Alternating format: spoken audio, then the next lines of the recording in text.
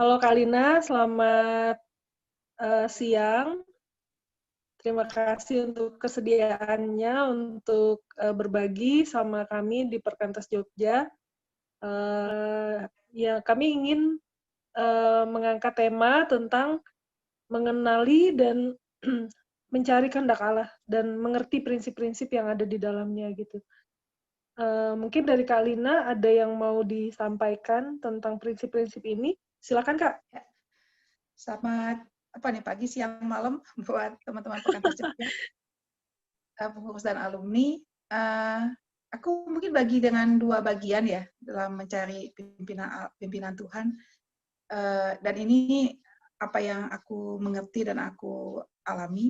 Yang pertama, mencari pimpinan Tuhan itu butuh beberapa prinsip gitu lah. Beberapa prinsip maksudnya apa ya, entah itu cara pikir atau apa gitu. Yang prinsip yang pertama adalah berserah kepada kehendak Tuhan.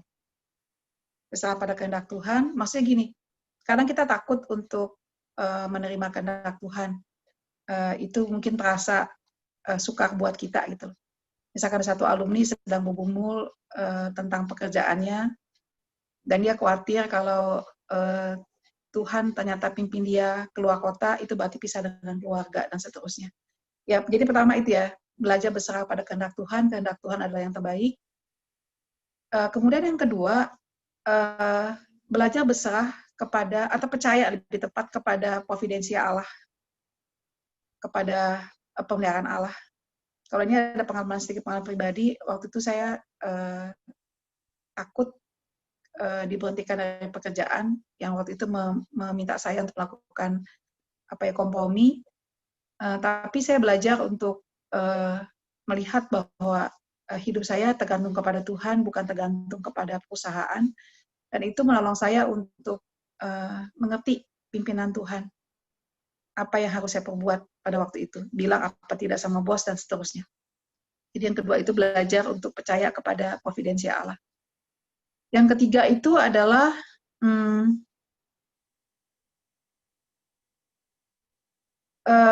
pimpinan Tuhan itu ada yang sifatnya jangka panjang, ada yang sifatnya jangka pendek. Maksud saya, untuk yang jangka panjang itu, kalau saya pikir ya bagian kita adalah yang dua tadi, berserah dan percaya akan pemeliharaannya. Nah, yang jangka pendek itulah kita belajar untuk cari itu pelan-pelan, cari pelan-pelan. Kemarin di dalam satu pembinaan staf dan pengurus PAK ditegaskan bahwa alumni 1-10 tahun itu masih cari konfirmasi gitu loh. Masih cari konfirmasi di mana sebetulnya Tuhan pakai mereka secara strategis. Nah, dalam masa-masa itu, kalau saya pikir adalah masa-masa kita memang cari langkah demi langkah. Cari langkah demi langkah. Nah, pertanyaannya, cari langkah demi langkah itu bagaimana? Disinilah saya masuk kepada prinsip yang bagian yang kedua. Kalau tadi bicara soal kerangka ya, berserah, percaya kepada pimpinan Allah, dan Tuhan punya rencana buat kita jangka panjang, dan disitulah kita berserah dan percaya. Nah, kemudian kita cari langkah demi langkah. Nah, cari langkah demi langkah, kalau saya lihat sih yang paling mendasar itu kepekaan kita sama pimpinan Tuhan. Dalam hal ini, masuk kepada yang sangat mendasar, hubungan pribadi dengan Tuhan. Ada banyak nasihat mungkin dari teman-teman, ada banyak nasihat dari orang tua, ada banyak pertimbangan, tapi di dalam hati yang peka kepada Tuhan, kita tahu gitu loh, Tuhan tuntun ke kiri apa ke kanan. Seperti itu. Ada saatnya pilihannya adalah berhenti, ada saatnya pilihannya adalah lanjut, ada saat pilihannya adalah ke kiri, ada saatnya pilihannya ke kanan. Nah, tapi untuk sampai kepada keputusan satu-satu itu tidak ada yang bisa menggantikan kecuali hati kita, gitu. Hati kita yang peka kepada pimpinan Tuhan. Ya kira-kira gitu, Fon. Iya. Kak, boleh dieksplor lagi nggak, Kak, tentang kepekaan terhadap pimpinan Tuhan lewat mungkin HPDT atau saat teduh gitu? itu kan tidak mudah ya Kak. Kira-kira Kakak ada saran atau ada masukan buat kita gitu untuk mengenali atau lebih peka terhadap hal itu gitu? Saya ambil pengalaman saya dulu ya, ketika Iya, mikirin jadi staff atau tidak, waktu diajak jadi staff, saya masih ingat tuh selama kurang lebih 3 bulan saya journaling tuh.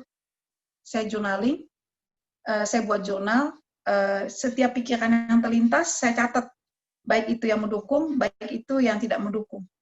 Saya catat, seperti itu. Kemudian kalau teman-teman ingat atau pernah dengar pembinaan tentang vocation, calling itu yang ada 3 bagian, confidential calling, talent calling, dan hard calling. Walaupun waktu itu belum dengar ya, belum pernah dengar, waktu itu belum ada pembinaan seperti itu pada waktu tahun 90-an awal itu. Tapi saya masih ingat sebenarnya yang saya buat dalam journaling itu adalah saya bertanya itu tuh, sebenarnya talenta saya di mana Tuhan? Dan ternyata saya menemukan saya lebih concern pelayanan firman Tuhan dan doa daripada ngitung-ngitung bangunan. Saya teknik sipil dulu asalnya. Saya waktu itu kerja di kantor konsultan, ya saya ngitung nggak ada masalah, tapi jujur aja saya nggak sekuat teman saya waktu itu. Kalau bicara talent ya, teman saya sangat pintar gitu, hitungnya cepat banget. Walaupun saya juga itu cukup cepat. Gitu. Yang kedua kan bicara soal hard calling, jujur aja hati saya di pelayanan ternyata, bukannya di pekerjaan kantor. Saya termasuk yang tipe kalau jam 5 tenggo gitu. Ya kerjaan pokoknya selesai lah sesuai dengan permintaan bos. Yang ketiga, kalau pikir-pikir ya memang passion ya, hard calling itu passion, talent, confidential calling. Dan saya lihat ya selama saya pelayanan mahasiswa dan studi, waktu itu studi S1 itu, saya banyak mengenal Tuhan sebetulnya lebih dalam pelayanan. Dalam pelayanan saya mengalami Tuhan Maha Kuasa, Tuhan Maha Kaya, Tuhan penuntun dan sebagainya. Jadi itu journaling tiap hari atau tiap malam itu kita buatlah itu. Kita doakan, kita post and pondering lah kalau zaman sekarang bilangnya ya. Post and pondering, kita berhenti, kita pikirkan, kita renungkan, kita doakan. Itu.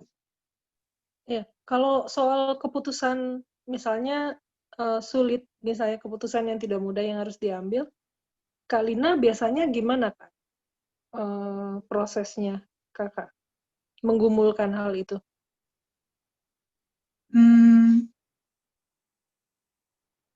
Ada tadi yang dengan Tuhan ya, dengan Tuhan itu bergumul lah tuh ya, bergumul, lalu udah gitu entah bagaimana ya, kalau kita benar-benar bertanya, saat itu bicara ya, saat itu bicara, dan akhirnya kita tahu makin ke kiri atau makin ke kanan. Yang kedua, saya juga nanya sama kakak-kakak, sama teman waktu itu, saya masih ingat saya nanya Kak Jun, dan Kak Jun kemudian tegasin tentang prinsip bahwa semua panggilan itu mulia, panggilan menjadi hamba Tuhan tidak lebih mulia daripada panggilan jadi engineer. Itu clear udah, seperti itu. Lalu kalau misalkan ada keputusan yang sulit, ini agak berkaitan dengan lanjut apa nggak jadi staff nih ya. Jadi waktu itu, mungkin nanti prinsipnya bisa dikenakan untuk yang lain ya. Saya waktu itu ketika saya udah terima jadi staff, pelayanan saya yang pertama itu di KKRJ, bawain KKRPA. Dan saya merasa gagal. Nah lalu malam itu saya bergumul, Tuhan sebenarnya saya tepat nggak sih jadi staff? Ini tepat saya atau bukan? Gitu. Lalu udah gitu saya bingung gitu loh. Saya bingung kalau saya gagal begini, saya balik ke pekerjaan saya yang lama, rasanya malu gitu loh. Udah dadahan gitu ya, udah dikenali kepada seluruh dunia gitu ya. Saya malu gitu. Nah, tapi udah gitu kemudian saya berdoa, saya bergumul sama Tuhan itu ya. Berdoa gitu, dan kemudian sampailah saya kepada titik penyerahan. Saya bilang gini sama Tuhan, Tuhan kalau Tuhan suruh saya tinggal, ya saya tinggal. Tapi kalau Tuhan suruh saya balik, ya udah saya balik gitu. Sorry, ini yang kedua. Ini pengumuman yang kedua. Nah, sebelumnya saya masih ingat bulan pertama ketika saya gagal itu, saya merasa tertekan, dan kemudian dalam pengumuman saya dapat keyakinan Tuhan sayang sama saya. Saya gagal atau saya berhasil, Tuhan sayang sama saya. Nah, selesailah satu pergumulan. Nah, kemudian masuklah setelah itu kepada yang kedua, saya mencari keputusan, tinggal atau tetap. Nah, itu yang tadi saya ceritakan. Nah, mungkin teman-teman kalau mau tarik prinsipnya adalah dalam kita mencari pimpinan Tuhan, kita mungkin harus sampai ya kepada satu keyakinan, Tuhan sayang sama saya, gitu. Tuhan mengasihi saya. Meyakini Tuhan pimpin saya kan sebetulnya artinya Tuhan mengasihi saya. Dia tidak biarkan saya gitu. Dan tadi juga dengar khotbahnya Henry Nouwen gitu, atau ulasan tentang Henry Nouwen, seorang yang kuat di dalam hal apa ya, spiritualitas Kristen. Dia mengatakan status kita yang paling penting itu, atau keberadaan kita paling penting itu adalah beloved by God gitu loh, dikasih Allah. Saya pikir itu penting deh. Kita nggak cari pimpinan Tuhan bukan dengan kekhawatiran, tapi dengan ketenangan, kedamaian. Bahwa Tuhan mengasihi aku, Tuhan pimpin aku, Tuhan sertai aku.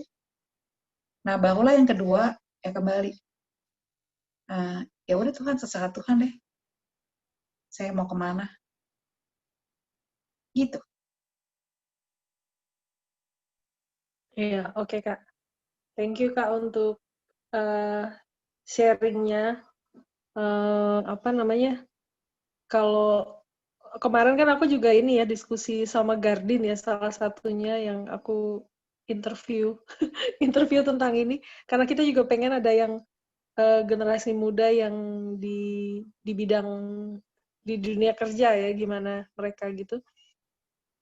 Nah, di dalam beberapa diskusi itu kami menemukannya kadang ada keputusan-keputusan sulit yang harus diambil, dan itu ada juga satu Kak yang ditemukan juga gitu di buku Emotionally Healthy Leader. Dia bilang ada 3 yang kadang mempengaruhi keputusan gitu. Salah satunya kadang-kadang standar kesuksesan kita, dia bilang gitu.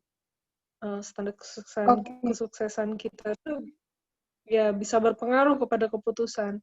Yang kedua, yang ketiga tuh dia tentang ini keterbatasan ya, mengenali keterbatasan gitu. Tidak mengabaikan keterbatasan itu juga bisa membuat orang juga salah mengambil keputusan kayak gitu. Atau motif mengambil keputusannya nggak tepat gitu. Nah, menurut Kakak sendiri soal ini nih, satu yang cukup penting menurutku tentang standar kesuksesan, menurut Kakak gimana?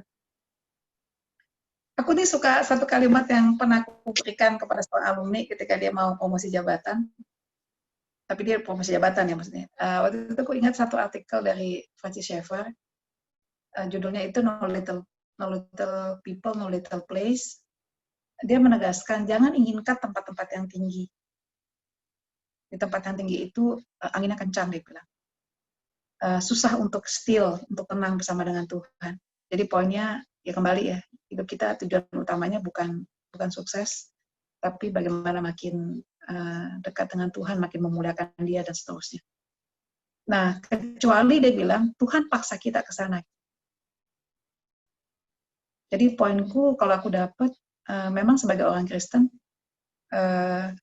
sukses itu bukan tujuan tapi akibat. Tapi kalau satu alumni bilang, Matius 6 ayat 33 mengatakan, carilah dahulu kerajaan Allah, maka segalanya akan ditambahkan kepadamu. Jadi, carilah tempat di mana di situ kita boleh mengalami yang 3 hal tadi itu. Providential calling, heart calling, dan talent calling. Gitu. Ke situ sih kalau aku pikir ya. Iya, Kak. Berarti memang sebenarnya kita mesti melihatnya di antara semuanya itu yang paling fokus utamanya itu sebenarnya relasi kita dengan Allah ya, Kak ya, berarti ya. Memang mengasihi Allah dan juga dikasihi gitu. Soalnya gini sih, Fon, hati itu curang, Fon. Hati itu curang. Iya, Kak. Maksudnya iya, betul. Iya, Hati itu masalah curang. banyak kan ya, masalah macam-macam ya di situ. Iya, curang tuh maksud aku bukan berarti jahat ya. Curang tuh bisa juga berarti dalam arti kabur gitu loh. Jadi kalau kita nggak fokus ke Tuhan tuh, pilihan-pilihan itu tuh banyak gitu loh. Dan gimana ya? Kita nggak fair gitu loh. Nggak fair untuk milih apa yang Tuhan mau kalau kita nggak dekat sama Tuhan. Bukannya kita nggak mau loh ya. Kadang-kadang kita nggak mampu. Makanya saya salut loh. Aku jujur salut sama orang-orang yang bisa ngambil keputusan-keputusan yang sulit, yang suka. Menurut aku itu betul-betul hati tuh, hati. Common sense nggak sanggup. Common sense nggak sanggup. Iya. Cuma kadang-kadang kalau nggak melewati itu kan susah, Kak. Dalam artian, kalau kita nggak melewati keputusan itu, kadang there is no change gitu. Di situ kan, mesti mencari betul motifnya itu kan sebenarnya. Ya, sama ini kali Pon ya, apa namanya? Ini aku lagi bicara keputusan yang sulit-sulit banget ya. Walaupun setiap orang juga akan menghadapi keputusan yang sulit. Tetapi dalam hal-hal yang umum, dalam hal mencari pekerjaan misalkan, aku sih kepikir gunakan hal-hal umum sih oke sih ya. Oke, common sense tuh tentu common sense yang apa namanya yang sudah diwarnai oleh firman ya ke situ. Iya. Kalau menurut Kakak sendiri nih, ini yang pertanyaan terakhir ya Kak, ini juga ini, how if we make a wrong decision gitu? Kalau menurut Kakak sendiri gimana? How if we make a wrong decision?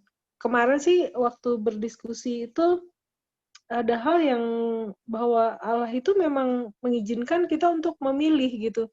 Lalu kemudian sometimes our choice itu bisa saja choice yang wrong gitu loh. Atau bukan wrong yang sifatnya kayak dosa gitu, enggak ya kayak. Tapi kadang-kadang antara yang ini atau yang ini dua-duanya baik gitu, kemudian kita harus memilih di antara dua hal itu gitu.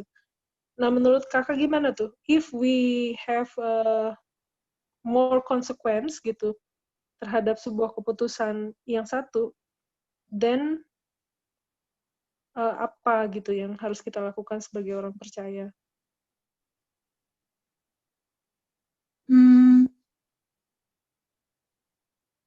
Pembelajaran kali ya. Iya, Maksudnya kalau Kakak sadar kan itu salah udah ya. lihat banyak alumni dalam berbagai proses hidupnya dengan berbagai keputusan yang mereka ambil kan Kakak kan banyak pengalaman itu. Mungkin Kakak bisa berbagi prinsip-prinsip yang penting gitu di situ. Uh, kalau aku pikir pembelajaran uh, kalaupun ada hal yang hilang karena salah keputusan, ya direlakan. Kalau ada konsekuensi-konsekuensi yang uh, yang apa ya, yang buruk atau yang tidak menyenangkan, apa ya, masuklah kepada pengampunan, mengampuni diri sendiri juga. Keingat kalimatnya Bapak Gereja Agustinus, aku lupa ya kalimat cantiknya, tapi kira-kira begini, lihat masa lampau dalam kemurahan Allah, hidupi masa kini dalam kasih Allah, dan hadapi masa depan dengan providensi Allah. Jadi kemurahan Allah dalam arti kalau ada kesalahan keputusan dengan segala akibatnya, ya masuklah dalam pengampunan Tuhan, dalam kemurahan Tuhan. Minta kemurahan Tuhan untuk meridim itu, menembus itu gitu. Dan dalam anugerah Allah itu jadi pembelajaran buat kita. Jangan terus juga merasa bersalah gitu ya dengan keputusan yang salah. Aku suka 1 Yohanes 1 ayat yang ke-9 kalau nggak salah ya. Jadi kalau kita mengaku dosa kita, termasuk kita salah mengerti pimpinan Tuhan ya, bukan dosa moral ya. Jadi kalau kita mengaku dosa kita, maka Allah setia dan adil, dia akan mengampuni dan menyucikan. Saya suka loh kata menyucikan. Tuhan bukan hanya mengampuni, tapi menyucikan. Dan menyucikan itu dalam ayat itu, dalam kalimat itu, dalam kata itu ada masa depan, ada kesempatan lagi. Ada kesempatan lagi. Mungkin dunia atau kita suka merasa kalau kita salah keputusan, tidak ada masa depan, tapi enggak kok, dalam Tuhan ada pengampunan dan ada masa depan. Ya, oke Kak, thank you Kak. Mungkin bisa dirangkum Kak tadi prinsip-prinsip yang penting tadi Kak dari pembicaraan kita menurut Kakak esensial banget buat keputusan hidup kita.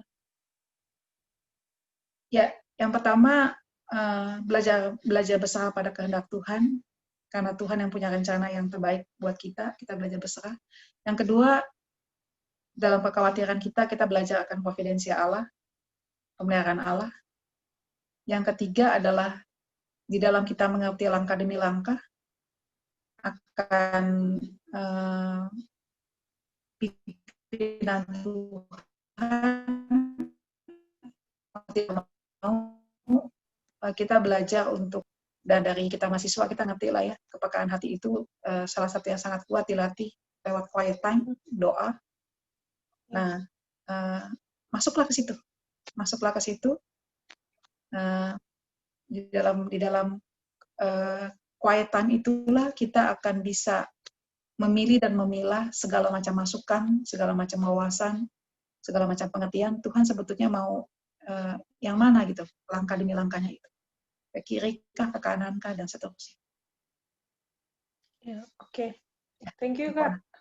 Thank you. Mungkin kita bisa tutup dalam doa. Kak Lina mau berdoa sekaligus doain juga, Kak, ini retret kita. Juga Perkantas Jogja bisa didoakan. Kapan tuh, Pak? Kita 1 bulan, Kak, September. Jadi dia per minggu gitu. Minggu pertama opening sama Bible study mandiri. Di minggu kedua nanti eksposisi 1. Jadi mereka bisa akses di blognya per minggu gitu. Oh, oke. Iya. Dan ada 2 kali pertemuan yang yuk kita berdoa. Online. Oke. Tuhan, terima kasih boleh berbagi akan pengalaman mencari akan pimpinan-Mu ya Tuhan dalam kehidupan kami. Berdoa Tuhan biarlah Engkau yang boleh berkati kebenaran yang daripada-Mu ya Tuhan.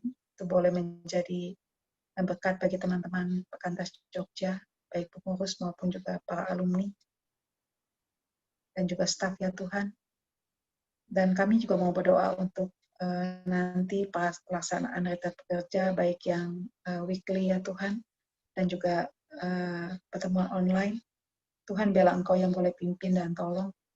Kami bersyukur ya Tuhan untuk setiap siswa, mahasiswa, alumni yang boleh bergabung di dalam persekutuan ataupun pelayanan Perkantas Jogja. Tuhan biarlah kiranya pada waktu-waktu itu Tuhan sendiri yang boleh memanggil mereka, menguduskan mereka, dan memberkati mereka ya Tuhan lewat retret pekerja ini. Dan berdoa juga untuk Pona ya Tuhan di dalam mengkoordinasi segala sesuatunya. Tuhan juga terus berikan kesegaran dan kekuatan. Berdoa untuk Mas Triawan yang akan membawakan firman Tuhan. Tuhan juga boleh persiapkan dia ya Tuhan, boleh membagikan firman Tuhan dengan segar. Terima kasih Tuhan Yesus, dalam nama-Mu kami bersyukur dan kami berdoa. Amin.